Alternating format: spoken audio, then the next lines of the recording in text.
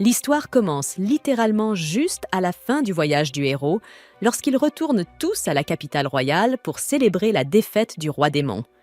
Nous avons Aether, le prêtre, Aizen, le guerrier nain, Himmel, le héros, et Frieren, la magicienne elfe. Ces quatre-là viennent de revenir de leur quête de 10 ans pour vaincre le roi démon. Comme vous pouvez probablement l'imaginer, c'était une aventure de toute une vie, mais pas pour tout le monde. Alors que Himmel, Aizen et Aether souhaitent simplement se détendre et profiter du reste de leur vie, Frieren est différente. Vous voyez, elle est une elfe, et les elfes vivent beaucoup plus longtemps que les humains. Frieren a plus de 1000 ans, et elle ressemble toujours à une petite fille mignonne. Bien sûr, cela signifie aussi que 10 ans ne sont rien pour elle. C'est pourquoi, contrairement à ses compagnons, elle décide encore une fois de partir seule. Elle adore les sorts de magie, alors elle va en apprendre davantage. Avant de partir, cependant, le groupe du héros se rassemble pour regarder l'averse de météores qui n'a lieu que tous les 50 ans. Elle est un peu déçue par ce spectacle et leur promet qu'elle les emmènera dans un meilleur endroit pour regarder la prochaine pluie de météores ensemble. Frieren reprend son voyage et le flot du temps continue. Quelques minutes plus tard, cela fait déjà 50 ans. Himmel est maintenant un vieil homme et il en va de même pour Aether. Bien qu'Aizen ait l'air exactement comme il y a 50 ans, ce qui est compréhensible. Il est nain, donc il sera encore là pour un siècle ou plus, le moins qu'on puisse dire. Bref, Himmel donne à Frieren la corne de dragon qu'il avait en sa possession, et le groupe vit ensuite sa dernière aventure. Frieren les emmène dans un bel endroit où ils contemplent l'averse de météores. C'est un moment paisible, un peu mélancolique, et d'une majesté excessive. Malheureusement, Himmel ne reste pas longtemps. Il décède peu après ce voyage. Lors des funérailles, quelque chose frappe soudainement Frieren. Même si elle savait que la durée de vie d'un humain était courte, pourquoi n'a-t-elle jamais pensé à mieux le connaître? Frieren verse des larmes. Elle ressent donc ce regret. Elle prend la décision consciente qu'à partir de maintenant, elle va essayer de mieux connaître les humains. 20 ans plus tard, Frieren rend visite à Aether. Elle rencontre une petite fille mignonne aux cheveux violets. Son nom est Fern, et elle est la fille adoptive de Aether. En parlant de Aether, il est assez vieux à ce stade. On peut voir qu'il arrive au bout de sa vie. Et c'est peut-être pour cette raison qu'il demande à Frieren d'emmener Fern avec elle. Frieren n'est pas très sûre de cela, car une petite fille comme Fern ne ferait que se mettre en travers de son chemin. Eh bien, Aether abandonne le sujet pour l'instant et demande un service à Frieren. Il veut qu'elle déchiffre un ancien grimoire de l'immortalité pour lui, et lui demande également de former Fern en attendant. Bien sûr, Frieren accepte sa demande. Elle commence à étudier le grimoire tout en entraînant Fern pendant son temps libre. Cela continue pendant les 4 années suivantes.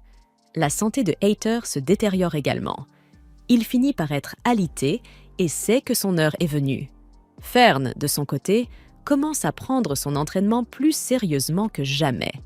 C'est comme si elle avait quelque chose à prouver à Aether, et elle sait aussi qu'il manque de temps. Comme le raconte l'histoire, les parents de Fern ont été tués et son village a été détruit pendant une guerre. Elle était sur le point de mettre fin à ses jours quand Aether l'a sauvée.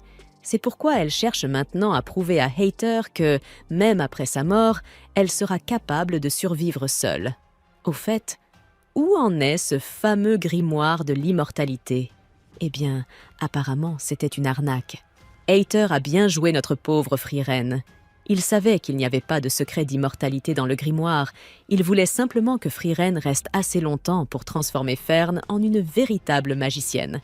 Alors, il demande à Frieren la même chose que ceux qu'il lui avait demandé il y a 4 ans. Allait-elle emmener Fern avec elle dans son voyage? Bien sûr, Frieren n'a aucune raison de refuser. Mais elle commence à pleurer car elle souhaite qu'elle puisse dire adieu de manière appropriée.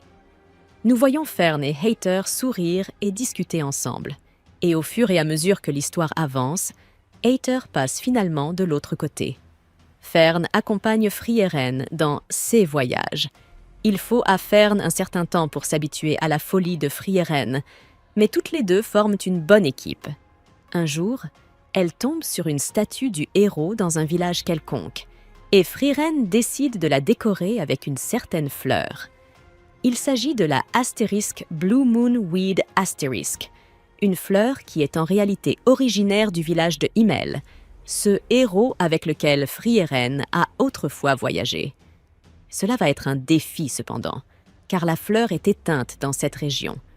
Mais Frieren décide tout de même d'en faire quelque chose, ce qui amène Fern à se demander si cela est vraiment un bon usage de leur temps. Eh bien, disons simplement que la personne qui a inspiré ce petit hobby un peu farfelu chez Frieren, c'est bien le héros lui-même. Elle collectionne des sorts car c'est une bonne manière de contrer l'apathie causée par sa longévité extraordinairement longue. Il leur faut 6 mois, mais les filles finissent par trouver de la astérisque Blue Moon Weed astérisque dans un nid de rats. Frieren utilise ensuite sa magie pour transformer ce petit peu de fleurs en un champ entier de astérisque Blue Moon Weed astérisque. La statue du héros est magnifiquement décorée. Quant à Fern, elle apprend quelque chose d'important. Ce n'est pas seulement une question de magie. En fait, peu importe ce que c'est. Ce qui compte, c'est d'avoir de la passion. Après cela, Fern remarque que Frieren agit un peu de manière suspecte. Alors elle décide de la suivre dans la ville. Elle remarque qu'elle agit un peu étrange dans certains magasins locaux. Alors, que se passe-t-il? Que fait Frieren? Eh bien, pas grand-chose. Elle cherchait juste un cadeau pour Fern, car c'est son 16 et anniversaire. Frieren lui offre un ornement pour les cheveux. Comme prévu, Fern est ravie et dit à Frieren que ce cadeau lui a donné une place écrasante. Le voyage continue avec la visite des endroits que Frieren avait visités il y a plus de 80 ans en compagnie de son groupe. Elles arrivent dans un village où Frieren avait scellé le démon de la corruption. À l'époque, elle n'était pas assez forte pour l'exterminer, mais maintenant, elle est plus puissante qu'auparavant. De plus, elle apprend de l'aîné du village que Himmel a vérifié chaque année le sceau du démon jusqu'à sa mort. Il s'avère que Himmel savait en quelque sorte que Frieren finirait par revenir pour le vaincre avant que le sceau ne se défasse. Et c'est ce qui se passe. Elle contre le sort de mort habituel du démon et l'anéantit purement et simplement. Frieren se rappelle aussi que l'aîné du village n'était qu'un petit garçon il y a 8 ans. Je suppose qu'elle a commencé à se sentir un peu plus proche des humains. Ensuite, les filles prennent le travail de nettoyer une plage pour le festival du Nouvel An. En échange, elles recevront le grimoire du mage légendaire Flamme, ce qui attire l'attention de Frieren. Le livre est un faux, mais les filles continuent quand même et nettoient la plage. Elles parviennent à tout terminer juste à temps avant le festival. Let me know if you need further adjustment or additional translation. Cependant, lorsque le moment est venu pour le premier lever du soleil de l'année, Frieren est fatiguée et somnolente. Si ce n'était pas Fern qui la réveille et l'entraîne jusqu'à l'endroit, elle aurait raté le lever du soleil. D'ailleurs, elle l'avait déjà raté la dernière fois qu'elle était ici avec son groupe. Himmel et les autres avaient été déçus d'elle, mais en réalité, Frieren est du genre à préférer dormir plutôt que de se lever pour voir le lever du soleil. Mais ici, alors que le soleil se lève et que Frieren remarque le sourire éclatant sur le visage de Fern, elle se rend compte de quelque chose d'important. Elle comprend la valeur des expériences partagées. La raison pour laquelle ses amis étaient déçus, c'était qu'ils voulaient voir le lever du soleil avec elle. Astérisque, astérisque. En parlant de ses amis, les filles rendent visite à Aizen. Cela fait 28 ans que Himmel est décédé. 28 ans depuis leur dernière rencontre astérisque. Apparemment, Aizen suivait les informations concernant Aethers, donc il savait que Frieren avait pris Fern comme apprenti. Quoi qu'il en soit, elle demande à Aizen si elle peut faire quelque chose pour lui, et il mentionne un certain grimoire. Il connaît l'endroit où se trouve le grimoire de flamme, et il veut l'aide de Frieren pour le retrouver. Quant à ce que ce grimoire permet, disons qu'il donne la possibilité de parler aux morts. Et pourquoi Aizen veut-il ce grimoire? Astérisque. Au fait, qui est Flamme? astérisque, astérisque. C'est une mage légendaire qui a mentoré Frieren il y a 1000 ans. Malheureusement, elle était humaine, bien qu'elle n'ait pas vécu aussi longtemps que Frieren. Cependant, il y avait une chose qu'elle avait un jour dite à Frieren. Elle lui avait dit que si jamais elle se sentait pleine de regrets, elle devrait venir visiter sa maison. Frieren, Aizen et Fern utilisent cela comme piste et réussissent à découvrir le grimoire. Cependant, si elle veut parler aux morts, Frieren devra se rendre jusqu'à Ariol, un endroit situé au point le plus au nord du continent. On dit que c'est là que toutes les âmes finissent par aboutir. Le château du roi démon se trouvait également là-bas. Pour l'instant, le groupe est en route vers la maison d'Aizen, lorsqu'il exprime combien il est heureux de voir que Frieren a commencé à changer. Il la complimente aussi pour être une si bonne mentor pour Fern. Lorsqu'il le dépose, Frieren lui demande s'il aimerait les accompagner dans leur voyage jusqu'à Ariol. Malheureusement, le guerrier nain a l'impression qu'il est trop vieux pour une autre grande aventure. Cependant, il prend un moment pour se remémorer leur quête de 10 ans pour atteindre et vaincre le roi démon. Bien sûr, cela prendra encore 10 ans cette fois-ci aussi. Mais après tout, 10 ans ne représentent même pas 1% de la durée de vie de Frieren. Cependant, ce n'est pas le cas de Fern, et ce n'est pas comme si cela la dérangeait de voyager avec Frieren. L'histoire continue et les filles arrivent dans un village où les habitants rencontrent régulièrement leurs proches décédés. Ils disparaissent ensuite après CS rencontre paranormale. Alors, que se passe-t-il ? Frieren explique que cela doit être l'œuvre d'une créature appelée Aizen. Elle utilise de la magie d'illusion pour vous faire baisser votre garde, et voilà, vous ne serez plus jamais vu. Cependant, pour être juste, il n'est pas si difficile de briser l'illusion. Il suffit d'attaquer le fantôme, même si cela ressemble à quelqu'un que vous aimez. Fern voit le fantôme de Hader, tandis que Frieren voit le fantôme de Himmel. Comme prévu, Fern n'était pas prête pour cela. Heureusement, Frieren savait ce qui se passait. En fait, elle a eu le temps de se souvenir qu'autrefois, elle voyait l'illusion de son mentor. Mais maintenant, c'est Himmel. Le fantôme de Himmel lui dit de tirer, et ainsi la créature est forcée de se révéler. Eh bien, Fern intervient et l'anéantit avec sa magie sur le champ. Suite à cela, les filles trouvent un nid de dragon. Frieren est intriguée parce qu'il y a un grimoire dans ce nid. Mais encore faut-il que quelqu'un tue le dragon d'abord. Et qui est celui qui tue le dragon ? Les guerriers. Et il se trouve que l'apprenti d'Aizen est le héros local. C'est un peu un trouillard cependant. Oubliez de tuer un dragon, il n'a jamais tué quoi que ce soit du tout. Il s'appelle Stark, mais bon, il n'a pas vraiment de flamme. Cependant, Frieren fait remarquer qu'il est toujours l'élève d'Aizen. Et oui, c'est bien ça. Tiens-toi droit, Stark, tu es fort.